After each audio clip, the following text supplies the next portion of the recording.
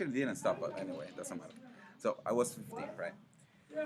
But to tell you this story right, I have to go back. When I was 4, I actually learned how to read using 2 books: the Bible and an encyclopedia that I had at home. Mm-hmm. That was so from the beginning. I've never had a single problem with science and God. Mm-hmm. Period. There are people that actually are not able to mix the concepts. To me, it's easy. Science is the language of God. Period. That's it. That's it. I mean, he manifests part of his personality through science. Mm-hmm. He's not science. He's part of him is science. That's it. So everything about science makes sense because he makes sense. Mm-hmm. I've never had a problem with that concept, ever. Not a single They moment are in my life. not excludents. No, on the contrary. Eh, Complementary. They're complementary. So there are people that are actually trying to understand God through science. But that's like seeing, I don't know, reading my bio and trying to understand me. Understand me. You're watching part of the picture, but you're not knowing me. I mean, I read your bio, I was impressed. But when I met you, I was even more impressed because I met, my God, this guy is awesome. So the thing is, for I started to read the Bible with a neighbor, right? So I spent 10 years doing the same thing, reading the Bible, praying every day. When I was 15, something happened to me. That was that I read this book. This book was called, it's a fictional book actually, but I don't know if you know the author, Joanne Brady. No. She wrote a book, fictional book called God Comes Back in a Harley. God comes back In a Harley. in Harley Davidson. not Harley. In a Okay. Harley Davidson motorcycle. It's a really cool book. So literally it tells a story about this guy. I don't remember his name actually. And he's a Harley motorcycle rider, right? So he's driving through cities, meeting people. He's actually helping them. So he's more or less restoring them, right? These are people with issues, people that have been hurt emotionally, people that are damaged, right? So he tells a story about this woman in the book. Jo, I think her name was Jo. Yeah, yeah. No, you can interrupt. You No can, problem. you can. have the packet for tomorrow? The box second? The what? Ah, the second box. Yeah. You have one in your car. I couldn't find it. Where is that? In the back? No, in the seat behind the driver's seat. So you saw it? Yeah, it's there. Okay. It's there. And there are some over there. Yeah. So let's do that tomorrow. Yeah. At 9, we're gonna be there at 9 a.m. I don't know if I can make it tonight. And you can join later. Yeah. It doesn't matter. So I took this book. It was a little book, 180 pages. I knew how to read really fast because I've been reading for 10 years. So I actually was able to read a book like that in 3 hours. Mm-hmm. So she so they met, and he's working with her doing the book, and he's restoring her. She was broken, so he was actually helping her. Yeah, there is a point with Who's he? Jesus. Okay. In the book. I In thought the book. I thought the author. No, in the book. No. Okay. So the character is playing Jesus. Okay. So by the end of the book, she's actually falling in love with him. And that's the point where he actually manifests himself. And she says, no, I'm Jesus, blah, blah, blah. And he literally walks on water, and all of that is really cool. But it's a fictional book. Okay. But I closed the book. I finished the book in 3 hours or so, something like that. Finished the book. There was this silence in my house, right? I'm 15, my house is alone, and I'm thinking to myself, and I say, in 10 years, which is also odd that I thought that because a 15-year-old doesn't think that way. We just basically don't think at all. And but I was thinking, in 10 years, I've been reading about you, but I actually have never met you. So I know who you are because I've been reading about you, but I haven't ever met you. I haven't ever met you. So I start praying, and the way I was praying was, I want to meet you. I want to meet you now. I want to see you now. So what happened? This happened. I was praying like 10 minutes, 10, 15 minutes, the way I always did. So I don't pray like they pray in the Catholic Church. Like, you know, this repetition, all of that, that's bullshit. That's nonsense. I'm going to speak clearly. Nonsense. It was never meant to be that way. This got distorted in the way. We were supposed to have a personal relationship from the beginning. So if I'm going to pray, it's a conversation, it's not me sending data. It's me sending and receiving. It's a conversation with a person, right? Always, I was always in Australia like that. I never found it right like to repeat things. That's dumb. It's like saying, hello, Tiago. And 2 seconds later, hello, Tiago. Hello, Tiago. How would you feel if I do that 300 times in 5 minutes? That was stupid. So I start praying. I'm saying, I want to meet you. And suddenly, I feel like the atmosphere in the room is changing. Like literally, like this heaviness, like this sudden heaviness in the air. I literally wasn't able to breathe normally, and I start losing my strength. From from out of the blue, I'm sorry, I can't breathe. I'm losing my strength. I literally fall into the ground. I was in a chair. I literally fell, and I started crying. And as I cried, and I cried, I was like this for an hour, without even being able to do anything else. And an hour later, I'm actually thinking, what is happening? And I'm in the floor, right, without strength. And I look right, and I see this guy that is sitting in my bed, just by my side. This impressive shape of a person with white clothes, shining like the sun. I couldn't see anything else. I mean, literally, my eyesight was blown away by this. And he's by my side. I mean, I can literally feel him. He's there, right?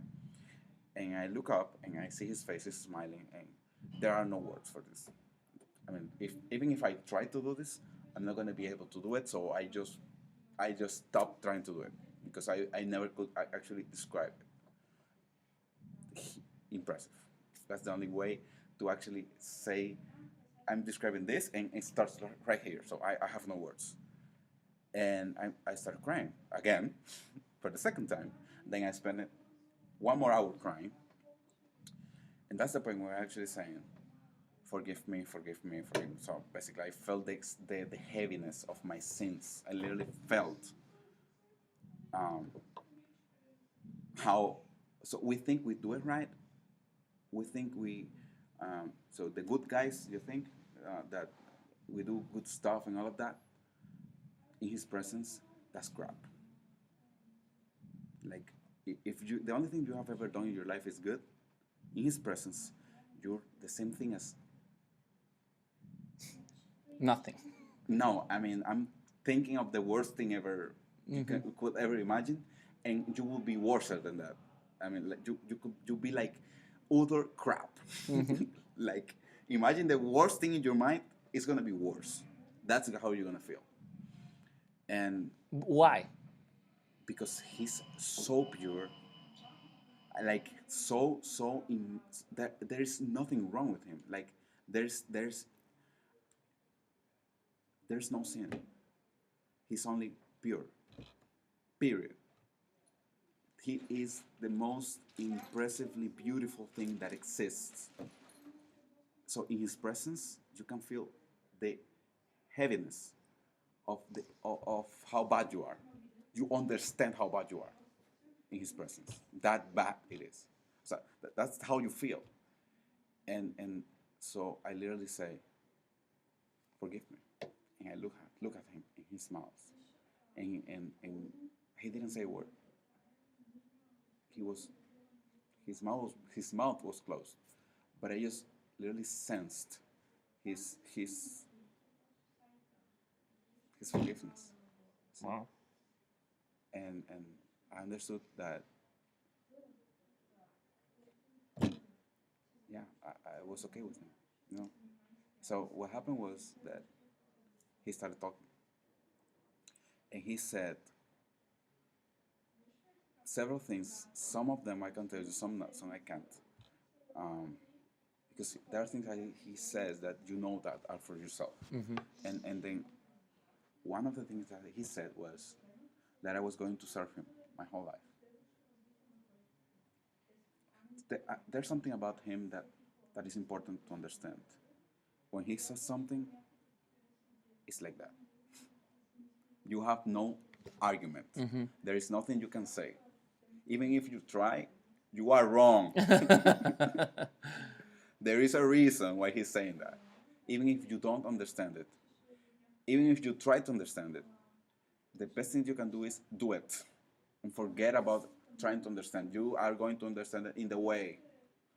But he just does stuff, even if you don't get it. At the end, everything's going to be okay. And one of the things that he said was that I was going to meet my future wife, and she was going to love what we're going to do together, and we're going to be ministers, and we're going to serve him our life, all of that. The exact words that he used were the exact words that my wife used the day I knew she was going to be my wife, and that happened 8 years after that. Exactly 8 years? It's more or less 8 years. Okay. But Oh, I mean, the exact 8? words. Wow. Yeah, he said she is going to say this, and 8 years after, she said those words in the same order, same words. Wow. That was the reason I knew she was going to be my wife. And it's like that all the time. So when I was little, I literally was able to see things that were going to happen. Have you seen him other times? Here, Here? I see him every day. Not necessarily that same experience, right? But I pray every day, and he answers every day. So, But do you see him? after that time, I've seen him more than 300 times. But do you decide when you see him? No, he decides. He just show up. So the thing is, one thing you have to know about him is that if you look for him, you will find him. Wow. Because, so here's the thing. The problem with God's presence is, one, people actually want to meet him because they want to believe after they see. It doesn't work like that. Period. You have to believe and then you can see. Exactly. For a simple reason. And he did that not because he's mean or because he's playing with us. That's not the reason. He did that because you have to believe in order to be saved, right? But you have to believe. The simplest way to explain it is that it would be really easy if you believed after you saw. You need the step of faith, because faith is actually what completes the bridge of separation that we got into because of sin. So what happened was that we were designed and made by him, right?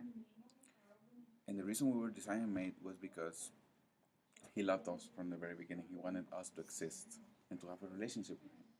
That's how much he loved us. I mean, everything that exists. He literally built the whole universe for us. Everything. So when you think that the sun, and this is one star in this solar system of 100 million solar systems, in this galaxy alone, of billions of galaxies, and he built this one star for us out of the whole universe that is for us too, right? The sun is so freaking big, but that's not the biggest star. That is not the biggest star. There are stars that are 1 billion times bigger than the sun, and those are little. There are stars that are 100 billion times bigger than those stars, and those are not the biggest ones either. There are stars that are literally trillions and trillions of times bigger than the sun. Like, they are the size of the freaking solar system, 1 star. And you know what the Bible says about those star about the universe? That he can literally, with his arms wide open, take the universe. Like the universe is smaller than him. I'm talking about the universe here. 7, no, what? How many billion? What? 8 billion years. Huge, crazy ass number. And he can, with his fingers, he can take the whole dust that is in the earth. But how do I'm just impressed with all of that. If I ask something that sounds rude, please. It's not. Please, It's not. please. It's curiosity. Give it a shot. How do you relate everything that science says with your faith? Because sometimes the science explains the world in a different, or life in a different way. The Bible, right? Yeah, so you have to put things into context, right? You have to understand that people that wrote the Bible were not scientists, okay? You had poets, you had farmers, you had fishermen, you have, I mean, the only actual guy that was literate, besides obviously some of the prophets, but was Moses. And this guy was because he was raised in Egypt as basically the son of the Pharaoh, right? So this guy was literate. But even him, he had to undertake 80 years of being away from Egypt. So that changed his character, right? It changed him. But this was the guy that actually explained Genesis. He was the guy that actually got the opportunity to talk face to face with him and wrote the first 5 books.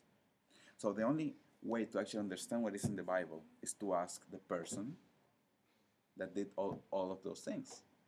People are trying to understand God through the Bible alone. It doesn't work that way. If you read the Bible as a book of history, you can understand things.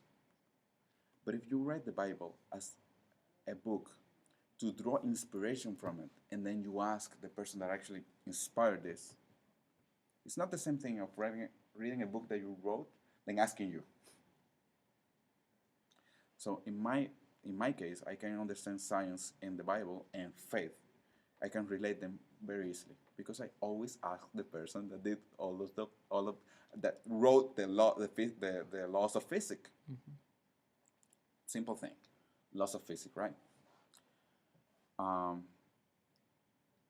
You have the Higgs boson. Mm-hmm. People say this is the God particle, right? This is the particle that gives mass to matter, right? If you go to the Bible, it's written there. But you're not going to read the Higgs boson because the people that wrote this didn't know anything about physics.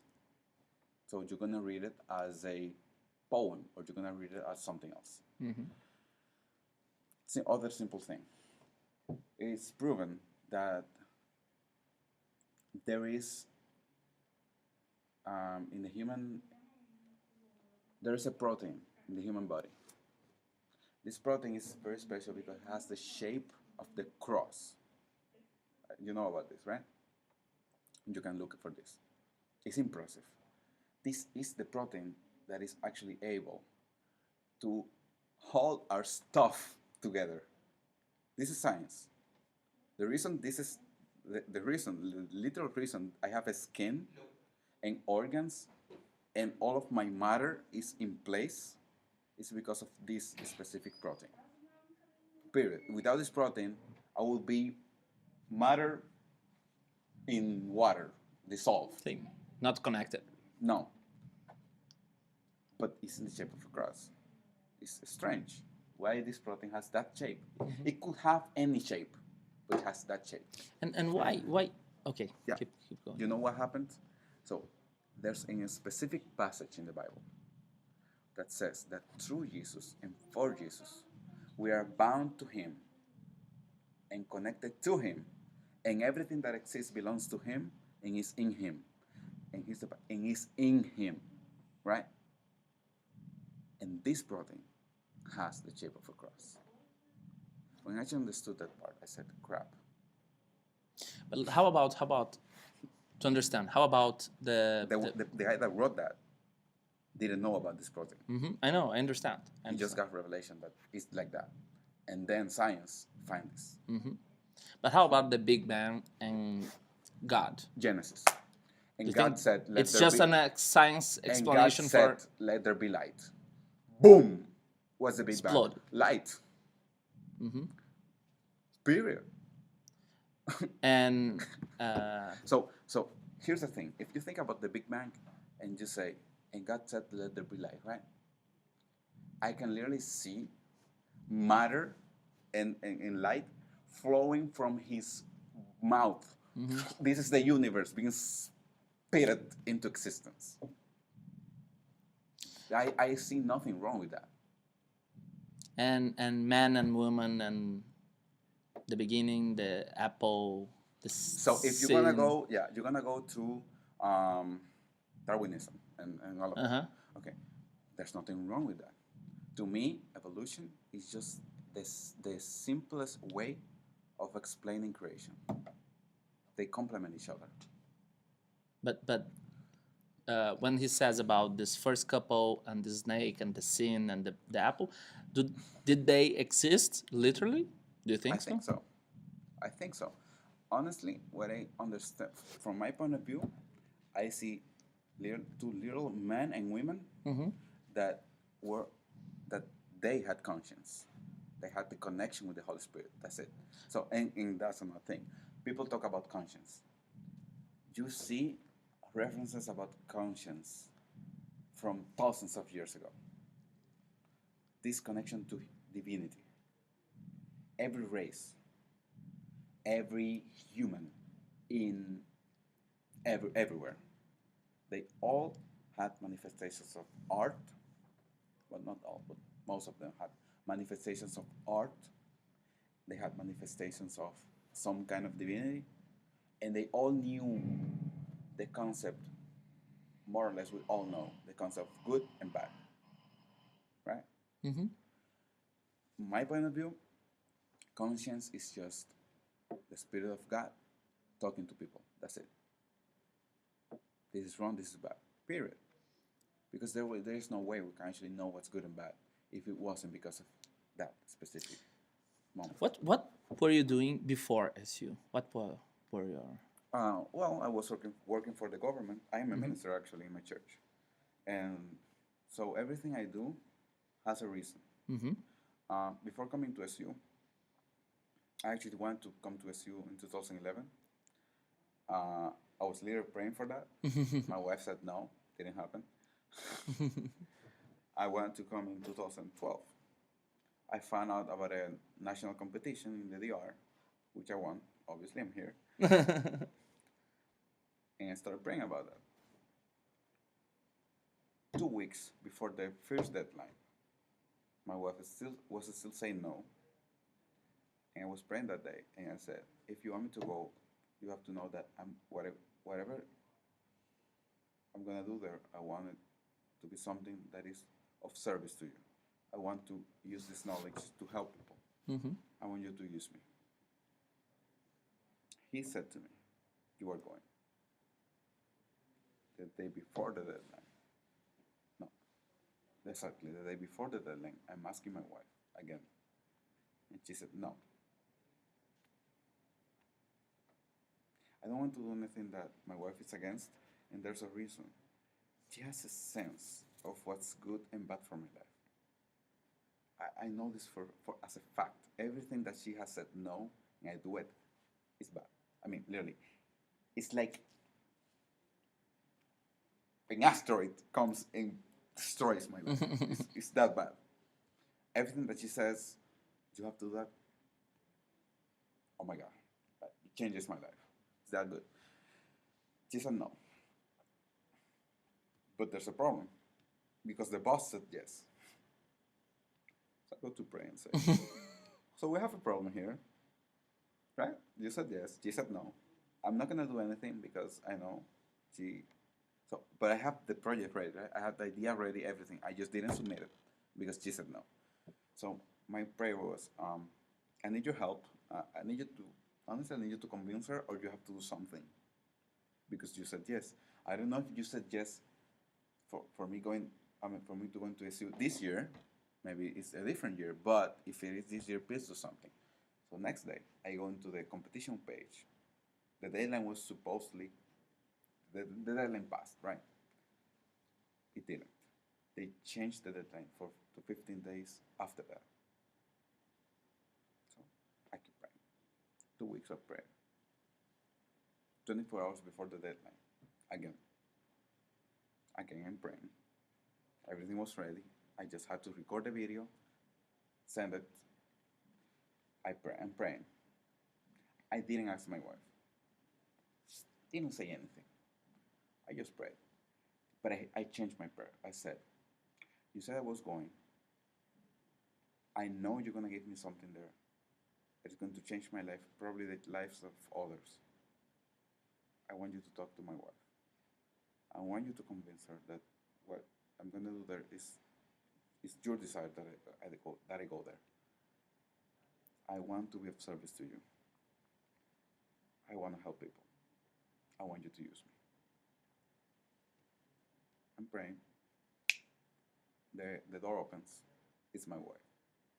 30 seconds after that prayer, she comes into the room. She looks at me. She knows I'm praying, and she says, I'm sorry to disturb you. I know you're praying. You know what? I think you should go. 30 seconds after I'm praying. She goes into my room and says that. She leaves the room. I actually had a smile on my face. She leaves the room. And I do like this, right? I look up and I say, that was too fast. I was like kind of freaked out. Sync project? No, not at all. Not at all. Dude, why are your eyes so red? That's normal. Forget Normal? about it. Yeah, that's normal. Like you always- I'm just no. Yeah, no, that's just tiredness. That's normal. So Storytelling. storytelling. Oh, storytelling, Yeah. okay. The live testimonies and all of that. So I look up and I say, man, that was so fast. Kind of, even kind of freaky, you know? Like, I'm praying and she comes into the room and like that. And I said, no, I didn't say anything. I just thanked him. And then he said something really, I can't forget this. I'm going to give you something there that you're going to change the lives of 1 billion people and maybe even more. And I want you to give testimony of what I'm going to do with you. That's what I'm doing now, right? But I understood something. I understood that it was not my place to open my mouth unless I was asked.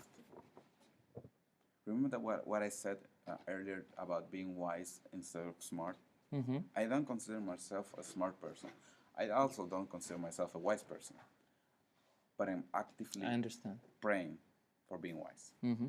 Because the problem is that when you try to talk about this, like forcing things on people, it just doesn't work. If you're going to change the life of someone, let that person ask. If you're going to talk about God, talk with actions, not with words. Actions are louder than words.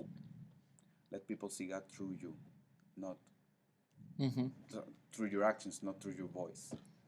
And what were you doing for your government? A consultant. Consultant? Actually, they fired me again. So, yeah. Because we changed. We just elected a new president, and basically that's I know, politics. I understand. I hate that thing. I But don't want what, to what work for kind the- of consultancy do you do? So yeah, it sucks. It sucks Politicians are the same everywhere. everywhere. Yeah. So here's the thing. Before actually, in 2006, I started my company, Smart Life. I blew it up, like a disaster, an utter impressive mess, and I am to blame for that. That was the day I understood when I actually had to understand that I failed. Was the day I understood that I failed because of me. There was no reason for me to fail. I had everything set up to be a millionaire, but I just blew it. And it was hard. So I had to recognize that I failed. And I started working for the government as a consultant for the Presidential Office of ICTs, Information Communication Technologies. This office is in charge of e-government in my country. E-government. E-government. Uh-huh. So they have in their hands all of what they need to change the Dominican Republic upside down. But honestly, I'm not going to speak against the director, but You want to stop me? no, but you know what I mean. So I'm gonna continue. So the thing is, while working there, they asked me to do some stuff. But the most important one was that they asked me to create the concept document of the Dominican Republic State Portal, right? So the simple document to explain this project, Dominican Republic State Portal. Simple. You have that in Brazil. I even I don't remember the name, but it's a very cool portal. Actually, I really like it. The Brazil one, and you also have the Citizen Attention Center of Brazil, which is a model for the region. It's great. The reason we have a citizen. Isn't it the transparency portal, something like that? No. You guys have something cool, which is that you can go to a place and you can receive all of the government services in only one place. Oh yeah, It's called the CACs or something like that. Yeah, I know what you mean. Yeah. You have that. So we basically rip off that model for you from you guys. Yeah, actually visit you guys and rip it off. Good. Literally. Yeah. Like that. Like complete rip off. Click. Copy paste. Paste. But the problem was that it was a really, really lousy rip-off because everything was disconnected. My job was to create the portal, but the rest was disconnected from everything. So I literally asked my boss, that was 2009, I said to him, if you give me a month, I will design something really good for you. And instead of giving him the concept document of this portal, I literally gave him the e-government strategy for the country. That was my job. So I literally connected this, 3 things, into only one system. It took me a year and a half, well, it took several people a year and a half to actually start something. By the moment they actually started something, I was pissed. So I went to my boss. I was working for a different boss in that institution. And by that moment, I was already hired for the Organization of American States as a consultant. So I literally was doing 2 jobs in the same place. So I was doing a work for the Organization of American States as a consultant, as an e-government consultant. I was literally the liaison of e-government for the country to the Organization of American States. So basically, I was doing the same thing that the director of the institution was doing in the country. And he found that kind of problematic. Let me get to that point in a little further in the story. So I get pissed and I go to my boss and I said, I'm tired of this. I'm going to build the freaking portal myself. I'm just tired of waiting for budget. I'm just tired of waiting for idioticness. I'm going to build it. And he looks at me. He knows what I'm going to do. He knows that I'm doing it. He knows I'm able to do it. And he said, yes, I will support you. It took me a month and I built the portal. They didn't launch it. They didn't do anything with that. So I got pissed again. Even more pissed. And we literally redesigned the whole portal. We made something beautiful. We even redesigned the database. We built a solution that was, before that, was quoted as a $5 million solution. We built it with less than $3,000. Wow. The problem with that was that by that point, the director of the institution was actually angry because I just cost him $997,097. 20% of that was going to become his personal money. sci-fi, Yeah. obviously. Yeah, I understand. And now you can actually go into the site. Hey, the site is actually working. Good night. Good night. Good night, Jerry. Night, man. We're telling funny stories here. Cool. Well, actually, testimony, life testimonies. Just Yeah. just finished talking with Malik. Yeah. Some cool ideas going on. Uh huh.